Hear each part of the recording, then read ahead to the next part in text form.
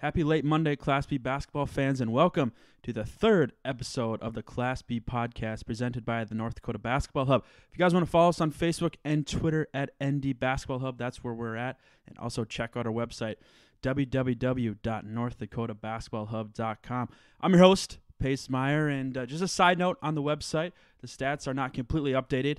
I'm just trying to work on a few other things right now with some district tournament articles and posts. You can find that on Facebook and Twitter, as well as our website, and possibly getting ready for set up for the state tournament once that rolls around, because it's now February and March will be here in no time. So we're trying to hopefully, if all goes as well, trying to do some video stuff at the state tournament and maybe some vlogs and stuff inside and out the tournament, and hopefully some videos maybe with some coaches and maybe do some more podcasts if we can, if it all works out at the state tournament with coaches, and maybe get you some video insight on those podcasts as well, kind of behind the scenes stuff. So the stats are not updated, and I know everyone loves stats. Players like looking at them, parents like looking at them, and I love looking at them as well. It's really interesting, but I'm trying to do as much as I can to get the stats up on the website. I'm just working on a few other things right now. One-man show, but I'm not complaining. I'm continuing to try and build this North Dakota basketball Class B brand. So on today's episode, like I said, number 3, we'll tell you guys about the latest B-ball polls that just dropped not too many minutes ago. And we have a really, really, really fun interview with Central Cass boys basketball head coach, Mattson Norman. He joined us for about just a little over 10 minutes.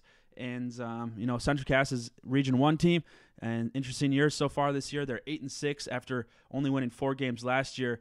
And the Squirrels have played a handful of top 10 teams this season. They haven't won too many, but they've been in games late, and they've had a lot of close games. So that's in the second half of this podcast. So stick around after the rankings talk. Don't forget, the interviews are always in the second half. So you got to listen to it all. That's how I kind of get you guys, Big branding there on my part. So hope you guys enjoy episode 3. Follow us on Facebook, Twitter. Hit up our website, www.northdakotabasketballhub.com, and keep up with all things Class B basketball. Tournament time's almost here. It is almost here. Hope you guys enjoy.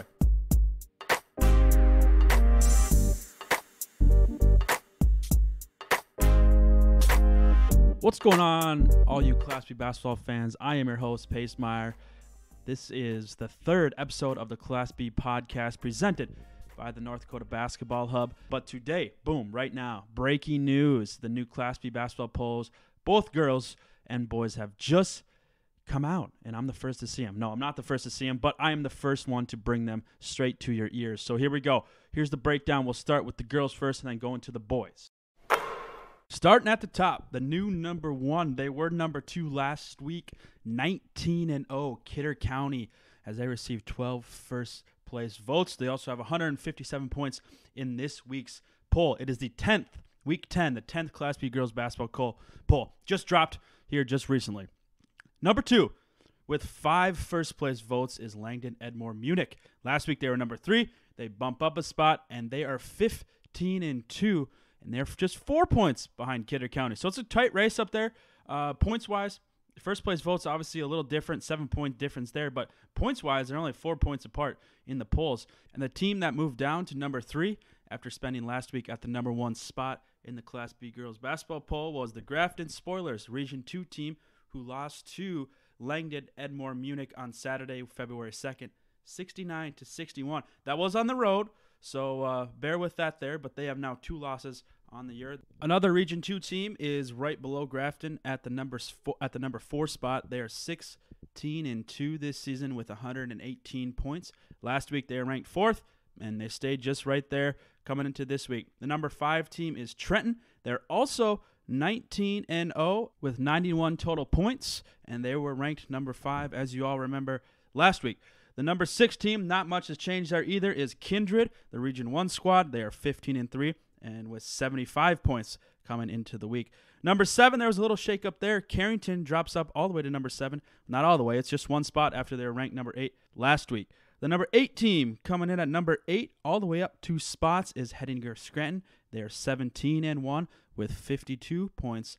Coming into this week, they had a win over New England on February 2nd. That's Saturday, just a couple days ago, 70-37. So big one there for Hettinger Scranton to move them to number 8.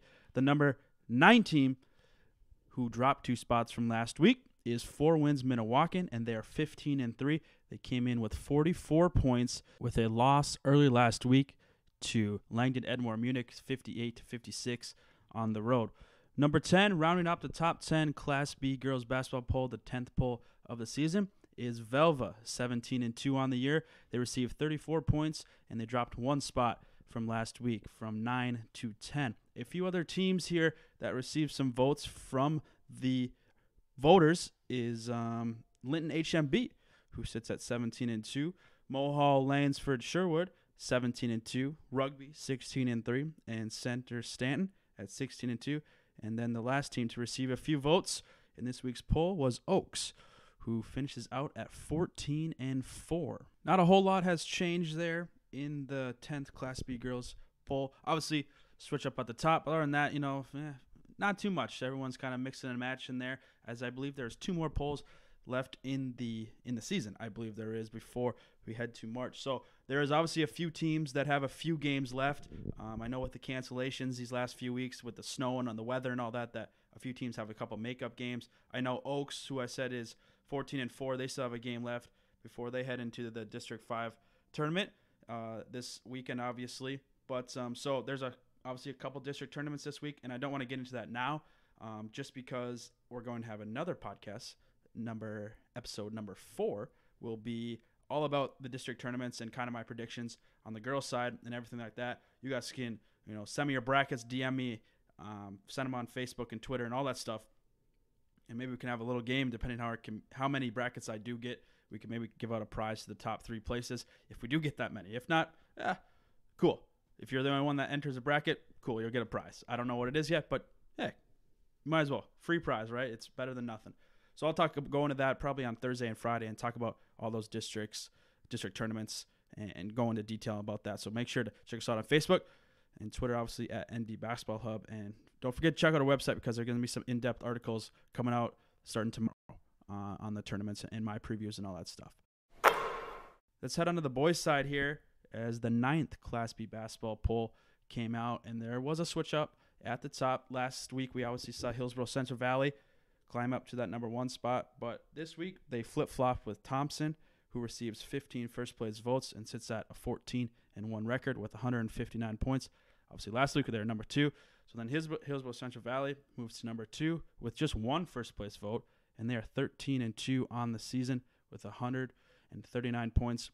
Hillsborough Central Valley lost on Thursday to a very, very solid Ada Borup Norman County West team, who is, I believe, they're ranked number 3 in Class A, Minnesota. I think that's what they are. Coming into the game, they are 13-0. They get the win against the Burros on the road at the Hillsborough Event Center, and they move to 14-0. So, very solid squad. Obviously, they got some height on that team with the Miller kid, but, if you look at that and you come to an account, that's not a North Dakota team. Hillsborough Central Valley won't play that team anymore. This year. They won't play them in the postseason, anything like that. So, yeah, it's a loss. I get that. It's a loss to a team out of the state, though. But a loss is a loss, right? Loss is a loss. Put it aside. Doesn't matter. It was a loss against a team outside of the state. So I get that they have to at least move down, right? So with them just to move down 1 spot, I thought that was pretty solid for them. I think you swallow your pride, Elliot Rodvold and the Burros.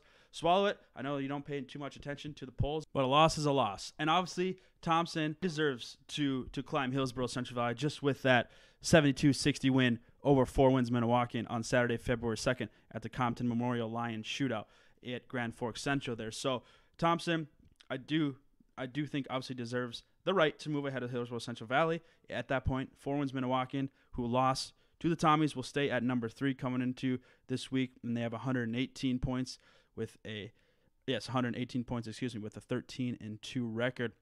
Number 4 stays the same. Rugby, 14-1, 106 points on the year, so that'll stay the same. Shiloh Christian stay the same at number 5 spot with a 13-2 record with 96 points. Bishop Ryan moves up a spot to number 6 with a 14-2 record. They have 77 points on the year. Last week, let's look down their schedule. It looks like on Friday they beat Lewis and Clark Berthold by 71-60, and that was on the road. And then they came back the next day and they beat Dickinson Trinity 48-38 at home. So they'll move up one spot from 6. Your number 7 team, which just flip-flopped with Bishop Ryan, was the Richland Colts. They are 13-2 on the season with 71 total points. They had 3 games last week. They got 2 road wins. On Monday, they beat Milner North Sargent 89-72, and then a few days later on Saturday, they traveled to Oaks for an afternoon contest and won 73-37. So they moved into that number 7 spot there. The number 8 team is Kindred, and they didn't move from last week. They're also 13-2, and they have 40 points. And then number 9 and 10, the 2 most exciting teams in this top 10 poll, teams that were not ranked but received votes last week. Number 9, New Rockford Cheyenne. They moved up from obviously not being ranked, and they are 12-2 this season, 38 points on the year. And then Grafton moved up to that number 10 spot with a 12-2 record and 16 points in this week's poll. Grafton beat looks like Langdon Edmore Munich 75-63, and then they beat Drayton Valley Edinburgh 67-32 earlier last week. Those are your new top 10 teams heading into this week, as it is now hit February. March is so close we can almost see it, but there's still some regular season basketball to be played. Before I forget, we have to talk about the teams that also received votes in this week's poll, and that was White Shield, who lost to Dunseith, and they are 14-2 this season. Dunseith obviously is receiving some votes after their big win against the number 10 White Shield team last week. Cavalier, who has struggled now after they lost Hillsborough Central Valley there on the 17th of January, 62-58. They've now lost 3 of their last 4 games, and they lost to North Border on the road 52-51 on February 1st. And then the last team to receive some votes in this week's poll is Lemoore Litchfield Marion, and they stand at 12-13. So there's your rankings talk. I can now exhale. I need a co-host. I understand that. You guys understand that. So we're always trying to work on that. And if anyone wants to join alongside me and chat some Class B basketball, I have 2 mics in the studio. So just let me know. And maybe we can get some better banter going. But right now, like I said, those are our rankings. So thanks for listening. Super, super quick. I get that, and we just kind of wanted to show you. I know usually on the previous episodes I've been talking about my rankings, on Sunday and who I think should be ranked where. Super Bowl Sunday got in the way of that a little bit, but hey, we're still here.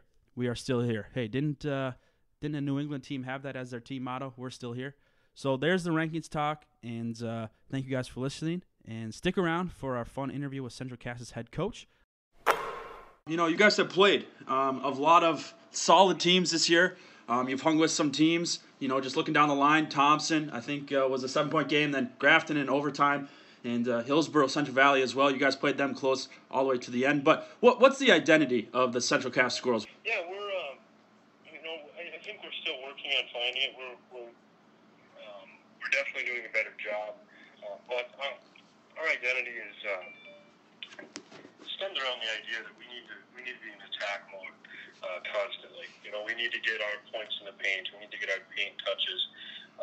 And if we can do that, we're going to be able to play with a lot of these gifted teams. You mentioned Thompson. We had a lead in Thompson with about 3 minutes left in the fourth. Grafton, they made a tough, long 2 to get themselves into overtime. We thought we had it. And same thing with Hillsborough. It was a 5-point game until we had to start fouling. We went into every quarter just down 1. So we've proven that we can roll with teams that are quality. Our big thing is we've got to win from the inside out. We're still working on developing our overall confidence as a team. We've kind of seen that develop here over the past couple weeks where we've won some close games. Maybe we put ourselves in a bad spot, falls or whatever, poor shot choices, etc. But because we're starting to develop some mental fortitude, we're able to pull through at the end. Definitely. You guys were 4-17 last season, and you've won 8 games. You've won 8 games now this year. What changed? What adjustments did you guys make coming into this 2018-19 year? Well, first off, we only graduated from the University this year. We graduated Carson Baltimore, who is just a fantastic kid. But having a senior class of 1 meant that we were bringing back a lot of players. And so last year we started 2 freshmen, 2 sophomores, and a junior. So all of those kids are back with a lot of varsity experience. experience underneath their belt, which is huge, you know. But on top of that, and equally as important, our kids were deliberate about getting better at basketball in the offseason. We had a number of kids play summer basketball with a couple of different AAU teams. We try to do a lot in the summer ourselves as a program. Both, you know, Courts Plus, we've got 2 teams in that. We have a 10,000 shot club. We have open gyms weekly throughout the summer. You know, the kids embrace that, and I think they did a nice job of like I said, deliberately improving in the offseason. Christian and Jonah Leitz, 2 very solid players for you. What do you like from those 2 guys? You know, both of them are, like you said, they're really important to our successes. They've both developed into to leaders for us. They're pretty vocal kids, which is wonderful. And they've done a nice job. Just from a leadership standpoint, you know, we went into Hankinson and didn't play necessarily our best 3 quarters. And both of the Leitses ended up on the bench for a big part of the 4th quarter, just because of matchups and fouls, etc. And they were the first people onto the floor in a timeout. They thanked their teammates after the game for really stepping up and filling in when they couldn't. And that's just wonderful to see. But from a basketball standpoint, Jonah's done a nice job controlling the glass for us. He's averaging about 7 rebounds a game. A lot of them are coming during tough stretches where we need the basketball, and we've got to limit second touches for our opponents. And he also does a great job of you know, creating for others with his passing. You know, he's a quarterback in football, and he obviously had a great senior season behind the line of scrimmage, and so he brings a lot of that passing with him to the basketball court. And Christian has done a nice job getting to the rim. That needs to be Christian's approach to basketball. He needs to get in the paint, needs to get to the free throw line, and when he can do that, he's successful offensively. He's very long and plays a guard for us, so that helps. You know, we shot 9 free throws against Enderlin all in the second half, and that was one of the differentiators was his ability to get to the line. I also think Joshua Dixon, you know, that sophomore forward, 6'3", has some good size. You guys have some good size, but what do you like from Joshua as well? Yeah, you know, Josh has done a really nice job. He's averaging over 14 points and a little over 6 rebounds a game. Those are big numbers from the sophomore, and so we're definitely happy with that. But he's a student of the game. He's got a number of different post moves that he can execute consistently, and so that's really it creates some matchup problems for his opponents, and so we're excited to see kind of where that goes. We need to continue to grow. We need to continue growth, from Josh. Whereas, you know, understanding that sometimes we don't need to cycle through 6 different post moves in our mind. We just need to smooth up that transition. But you know, those are big stats from the sophomore, so we're happy with him. And his attitude is always fantastic. He's a worker, and we like to see that as well. For sure. 6 games left on the schedule, Coach. A couple more questions here. What are you guys trying to do in these next 6 games? Yeah, we've got, like you said, we have 6 games. Only one of them is a non-region game. And so if we want to get ourselves in the mix for a top 3 spot or keep ourselves in the mix for a top 3 spot, we really need to execute. And we need to make sure that we are putting ourselves in a place to be successful. It means passing up average shots for great shots. It means eliminating second chances for our opponents. It means playing great on-the-ball defense and playing clean defense on top of that. And so in practice, we just focus on trying to get 1% better every day, making sure that we stay competitive, and also keeping things fun. You know, you mentioned prior, we had a couple tough losses when we got beat by double digits. And we just needed to kind of refocus where it was, you know what, basketball is still fun. Let's get together, let's have dinner, and let's just talk about something that isn't necessarily basketball and kind of refocus. And we put together a good string of games since then. Do you guys have a favorite meal together when you guys get together? Beat-up seems to be our go-to. There's something about copious amounts of wings that kind of brings people closer together. And so that's kind of our go-to, but I'm sure we'll have a couple other meals here in the near future, and we'll try to diversify a little bit. Yeah, for sure. Do you guys roll with a team motto at all? We We do. Our motto, my assistant coach, Bill Rutz, came up with it. It's building a tradition and leaving a legacy. That's what we want all of our players to kind of keep in mind. And so if we do focus on getting 1% better at every practice, we're going to work at building that tradition, where we go in, we work hard, we have fun, but we want to grow. We want to develop ourselves into better basketball players and better human beings. And that's part of that leaving a legacy. We get alumni scrimmages. We have a couple volunteer assistant coaches that are college kids that want to coach someday, and that's part of that legacy. They want to come back and they want to help the team get better. When tournament time rolls around here, and not too far away, it's getting pretty close here. Who's a sneaky team to watch out for in the tournament? Oh man, in Region 1, that's a tough question. I think there are a number of teams that, first off, aren't necessarily sneaky. Kindred and Richland are very tough, as is Enderlin, especially if Bai can make it back from his foot injury. Mm-hmm. Milner scares me. They're a very good team. As is Oak Grove, Northern Cass, and Maple Valley, and Lisbon on the schedule. All of those teams have put together, good competitive wins against maybe teams that should have beat them. So I would say that there's a lot of dark horses, and we'd like to be maybe one of those dark horses if everything works the way we'd like it to. All right, Coach. How long have you been the coach here for the Squirrels? This is my 7th year as a coach. It's my 4th year as a head coach. Okay. Sounds good. You have a pretty good staff, too? I do, yeah. I've got my father-in-law, Bill Rutz. He's been coaching for a long time, but he came back when I took the head job as our C-squad coach in Brent Nelson. He does a nice job. And then we've got a volunteer assistant, Citizen Cates. He graduated a few years back. He's going to be a teacher, so he wants to get some coaching experience under his belt. Awesome, Coach. Well, hey, I appreciate you taking the time out of your busy day, and good luck the rest of the way. Yeah, thank you much. I appreciate it. Hope you guys enjoy. Thank you.